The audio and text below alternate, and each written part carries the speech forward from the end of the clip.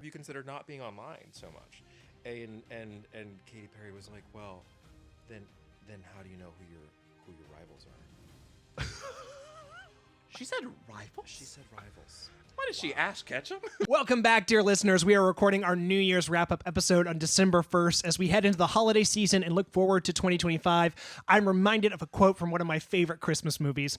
Really one of the best films ever made. It's a Wonderful Life. The movie is a beautiful celebration of the season, a thoughtful reminder that every now and then it's worth questioning unchecked capitalism. Towards the end of the film, George Bailey opens his copy of Tom Sawyer and finds a message from his guardian angel Clarence that says, "Remember, George, no man is a failure who has friends." That guardian angel's name is Clarence? Clarence, yes. I didn't know that. It's simple, like a child. Not poison.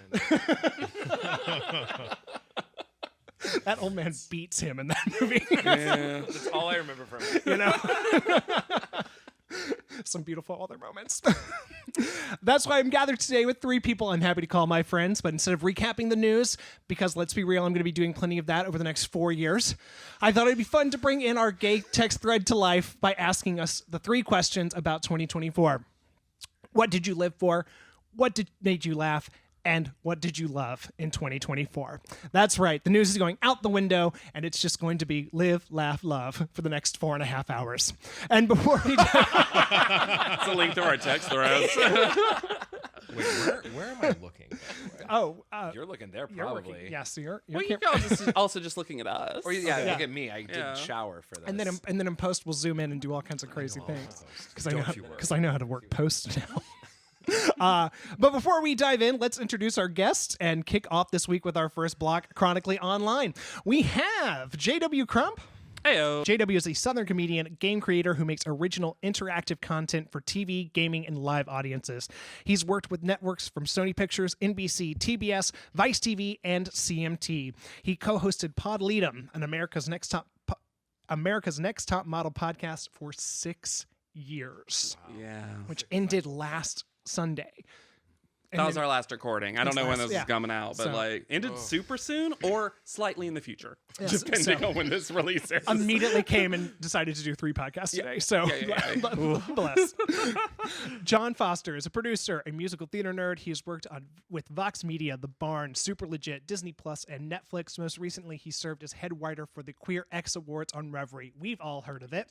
Yeah, you And- did. We all know what it is. And his first Everybody feature film. knows. Everybody knows.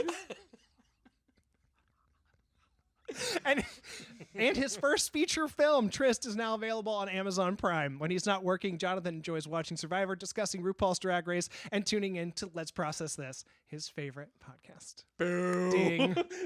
You better. Add that to mine. That's how I got here. Hello. I only did my own podcast. Whoops. Add that's your favorite podcast or the Boo. And JW, Boo. And Martin Morales. Morales. Leave it in. No notes. And Martin Morales, an Emmy-winning producer whose work includes Queer Eye, The Real Housewives of New Jersey, and Owning Manhattan, and also the father of Ernie, the cutest puppy. How many Emmys, Morales? 5. If you want to count the bench one, I will. 5.5. Oh. Because they're only paper. Hey, with Martin, we are all only 3 more awards away from an EGOT. So If each of us could just I focus focus on on one one. award. Assigning one to somebody in this room. To each person in this room. I'll do a Tony. I'll get a Tony for us. I can see that. I can If see we that for you. ever break into your apartment, we should put them around New York. And for your birthday, you just have to find your your Emmys. Emmys. That's exactly what anybody wants for their birthday. It's my gift to you. we'll also record that for hashtag content. So we're going to start with our first block, which is Chronically Online, where our guests bring in something from their side of the algorithm that lets us get to know them a little bit better. So let's start with Martin. Martin, what did you bring in? So I've been sitting on this for a minute. Okay. Yes. Okay. And it's not necessarily relevant anymore, but it feels so good to talk about. And that's Katy Perry being a flop. And Here we go. I recently, actually, I think it was about a month ago, Stevie Nicks gave an interview with Rolling Stone where she recounted a conversation she had with Katy Perry, and it made me very happy. So basically what Stevie Nicks said was that she and Katy were discussing like how Katy was telling her how trolls are very, very aggressive, especially like armies of fans, right? So you got your Perry little was saying monsters, that. correct? Okay. Your little monsters and your Katy cats and all these things, right? And Stevie Nicks reasonably was like, "Well, have you considered not being online so much?" And Katy Perry was like, "Well, then how do you know who your rivals are?"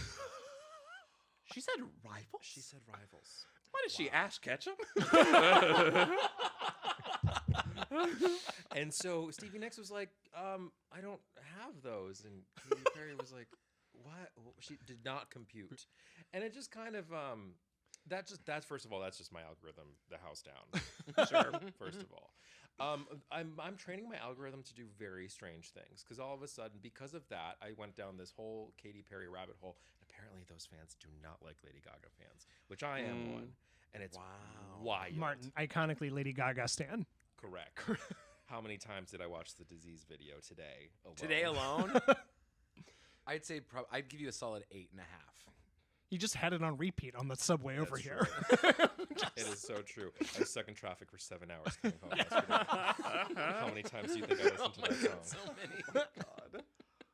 17. Wow. Beautiful. So anyway, Stevie Nicks was like, why do you have what is that? And Katy Perry she just didn't understand. So this is just kind of like a bad year for Katy Perry, which like if I'm gonna have like kind of a weird year, then I'm at least glad that Katy Perry's having the worst one. Why don't we move on to Jon's Chronically Online? All right. So my Chronically Online, as someone who is famously not online, on social media, I should say, so I don't have the algorithms to feed me the things, but a trend that has happened over the past couple of weeks is that there has been a large migration from X, Twitter, the Bird app, to Blue Sky. Sure. Yes. Yeah. Yeah. And I am only familiar with this migration in the alt Twitter The alt world, space. we should say the alt space. And I am thank you. And I am Does Blue Sky have the same scene as X/Twitter did for alt stuff? I don't follow a lot of alt accounts, so I would say that yes. okay. That it's like the exact, because the Blue Sky now, because I feel like 8 years ago there was an attempt to do this exact same thing and it kind of like petered out. It like didn't really go anywhere. I think it was when Musk bought Twitter. Then everyone was like, all right, we're jumping to Blue Sky. Yeah, sure. And then that kind of like petered out and it didn't really go anywhere. And only like, I would say like, there wasn't a mass exodus. This time around, there has been a mass exodus, so much so that a lot of my friends, followers, whatever, have deleted their entire Twitters and gone just over to Blue Sky. Yep. And I'm curious, for the non-alters in the room, is that the same experience that you've had with Blue Sky? It's definitely that. I would say, in general, any platform just needs users. Mm-hmm. A platform can be anything, and if enough people start using it, all of a sudden it's a legit thing. Because Blue Sky, at the end of the day, is just another Twitter. Yeah. Threads was supposed to be that. It's microblogging. But, it didn't happen because not enough people went over, to my knowledge. Yeah. And I don't think you can be sexy on Threads. Yeah, I didn't. Not on Threads, but You can't be sexy can you on be Threads. sexy on Blue Sky? Yes. Can you be, Almost exclusively. Can you be alt on Blue Sky? You can be alt Yes. on Blue Sky. You very alt. Okay. All right. Well, then that's half Because the fun. I deleted my Twitter in 2016 Uh-huh. because I was falling down what are now called Blue Anon rabbit holes, which are like the left Sure. version Oh, yeah, of yeah, QAnon, yeah. where it's like these papers are being served and Donald Trump is gonna be arrested at any moment, and it's like, nope, never gonna happen, never gonna happen. So I was like, this is not healthy for me, so I'm gonna delete this, and I haven't looked back. But I think for this podcast, we might get on Blue Sky because apparently it's just a lot easier to curate what you see. Like it shows you who you follow and in the order that they post things. Yes. Groundbreaking. which is groundbreaking. Feels like the promise of other things. Yeah. Exactly. are Why? people Why? on Why it? didn't that happen? Yes, I would say that A people lot of my friends went there. in the Really? yeah.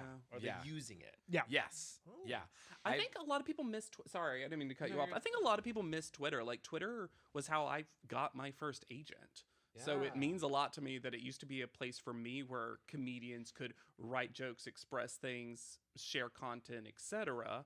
And then it stopped being that for so many of them. And I don't think it ever translated well, especially for the writerly folks, to other platforms. Yeah. So I think there's a lot of people, alt and non-alt, who are itching for a microblogging site. I haven't heard the word microblogging in such a long time, and it itched something in my brain. That's what it is. It's Yeah. microblog, because there's a version of it on Substack as well. But they Sure. are so incredibly self-righteous on Substack that it's just like, this is bad. And I don't like them. But do I scroll through it because it makes me angry? Yes. Should I, Sure. should I That's what it's investigate there that for. further? Probably. Moving on. Speaking of going online because it makes us angry, JW. Never, not once have I ever gone online and then gotten angry. I did bring something very chronically wholesome Yes. for this particular one, because I have started what is probably, it's been healthy for my brain, probably not healthy for the old peepers, where the last 10 minutes of my day is scrolling through like Hopecore TikTok, which if you search the hashtag Hopecore, it's just inspirational stories and like nice things that have happened. And I really like that being the last thing in my brain before I go to sleep. And I have no actual way to prove this. It feels like my sleep quality has gotten better. Yeah, because you're not rolling around with anxiety. Yeah. Yeah. And it just reminds you that like good stuff is happening. It's unfortunate that no matter how much of it I watch, it's not what organically populates Yep. No. for me on anything. But if you search for it, it's there because people are making it. You just have to do a lot of self-curation. But you watch stuff about like a sweet pet who someone found and needed surgery, and the community came together locally to like raise funds through a bake sale, and now that three-legged cat is living its best chonker's life, and you're just like, I love him. And that cat's name is Eileen. And we're like, aw. And now she's our registered nurse. What was her life? She's running for mayor. I always feel the need. I don't know if anyone else feels like that, to like stay educated on stuff going around, and I realized that was not a great thing for me at the end of the day. Yep. I needed Yeah. some like nice hopeful cheese at the end of the day, and the phrase Hopecore really changed that for me, because now it's very easy to find, and it's not just me. I don't have to like also on top of that curate, I want to see rescue cats, I want to see medical advancements, I want to see this. It's everyone puts anything kind of nice, wholesome, hopeful under Hopecore, which is nice. Now, Yeah. is this on your TikTok, you said? Mostly for me, it's TikTok. I'm sure it also reels and other stuff, but Yeah. TikTok's the easiest for me to Because search. I don't know about you guys, but TikTok is like where I go before bed. I usually don't look any other time during the day, which I know it's super bad for you. Like, you should not be on your phone before bed. But like that, and it does heighten my I also anxiety a only little do bit. TikTok before Yeah. bed, unless Yeah. someone sends me something that I have to watch natively through the app. Correct. I mean, we've discussed how I don't have it on my phone, so you all have to send me screen recordings of TikToks now. We know. Convenient. Foster says he's offline, but we basically send him every single thing. TikTok changed it now to where if you open the link, you have to have the app Yeah. in order to watch it, and I don't have the app. Yeah. So I'm just like, if I'll go haha, unless if somebody like sends a screen video of it, and then I'll actually engage. I love the idea that our gay text thread is just me and Morales unknowingly only sending each other TikToks. Like the two of you are literally never watching, and you're both like replying like, "That's so me." You can- Ah. And you're ha-ha.